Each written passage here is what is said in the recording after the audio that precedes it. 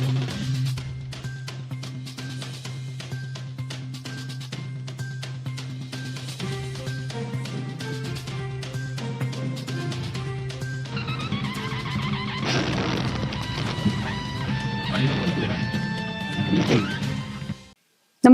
आपण पाहता हिरकणी न्यूज.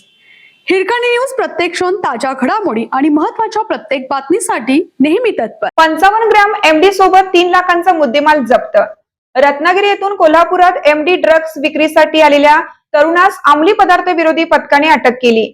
अरमान करीम खान वय 27 राहणार माझगाव रोड कोकण नगर रत्नागिरी असं त्याचे नाव असून त्याच्या ताब्यातून 55 gram MD drugs, mobile, sports bike असा 3,76,000 रुपयांचा मुद्देमाल जप्त केला.